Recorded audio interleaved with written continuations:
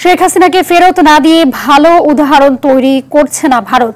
এর মাধ্যমেই বোঝা যাবে ভারত বাংলাদেশের সাথে সম্পর্ক কতটা রাখতে আগ্রহী হবে বলে মন্তব্য করেন এনসিপির আহ্বায়ক নাহিদ ইসলাম। 2021 সালের মোদি বিরোধী আন্দোলনে শহীদদের তালিকা প্রকাশ, রাষ্ট্রীয় স্বীকৃতি ও বিচারের দাবিতে আলোচনা সভা ও দোয়া মাহফিলে কথা বলেন তিনি।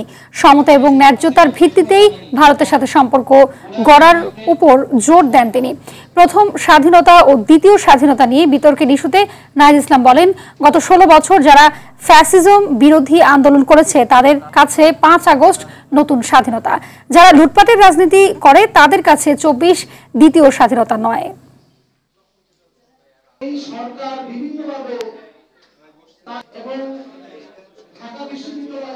ভারতের সহায়তা নিয়ে শেখ হাসিনা তার ফ্যাসিজমকে এতদিন দীর্ঘায়িত করতে পেরেছিল। আওয়ামী ফ্যাসিজম আসলে ছিল ভারতীয় সম্প্রসারণবাদ বা ভারতীয় আগ্রাসনের একটা এক্সটেনশন।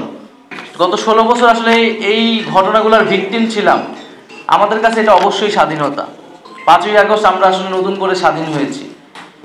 যারা এই গত 15-16 বছর নির্যাতিত হয়েছে, নিপীড়িত হয়েছে,